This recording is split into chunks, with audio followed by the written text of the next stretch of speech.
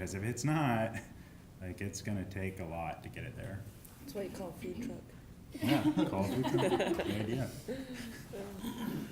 I think we probably have time for about one more question, maybe two. So does anybody else have anything that's burning up that they need to know?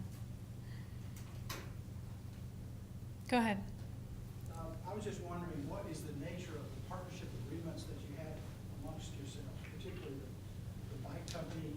What, do you have a handshake partnership? Do you have one that you went to lawyers and have written up? What kind of partnership agreements?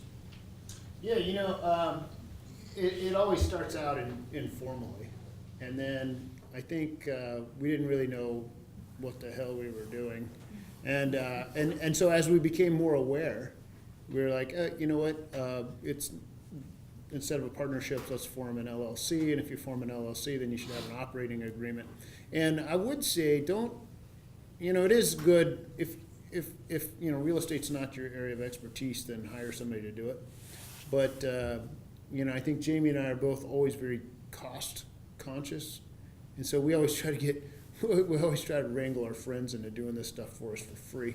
And that's pretty much exactly what happened. We had an attorney friend of ours, and he drafted up a really good operating agreement. And I think, if you've got a good partnership, that operating agreement collects dust on a shelf and you never touch it.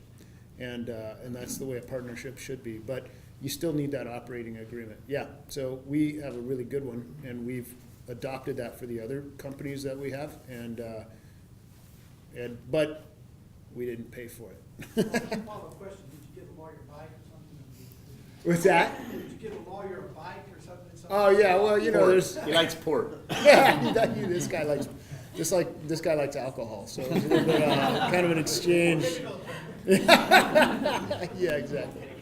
Yeah, so that's pretty much how it happened with the real estate too. But anyway, yeah, that's operating agreement's pretty important.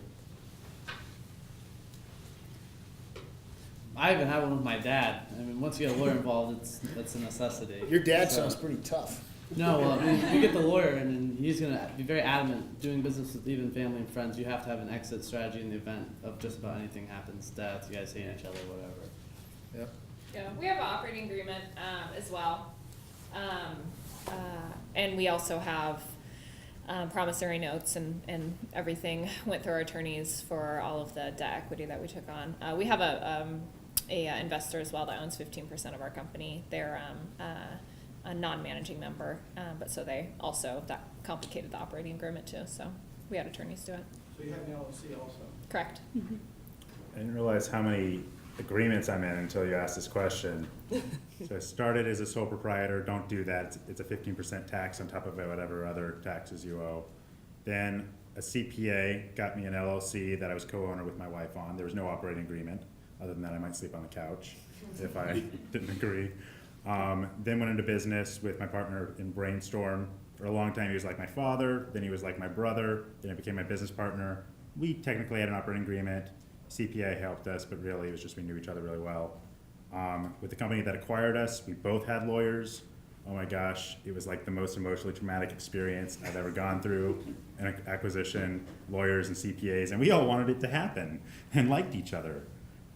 With the works, we'd only known each other for about a year, all liked each other. We have a pretty thorough operating agreement and had lawyers help. Spent a lot of time on it.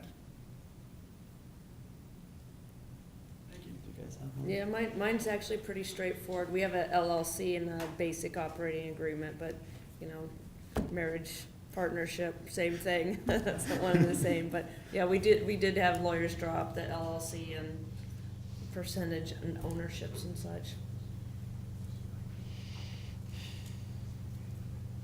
Well, I think with that, I want to just really, I know you guys are all super busy people and have become even further impressed upon me during the comments that you made, how challenging your work life is. So I really we all appreciate the time you took to come talk to us about how you've done your businesses and share some of the challenges and frustrations as well as the good things with us. So thank you very much.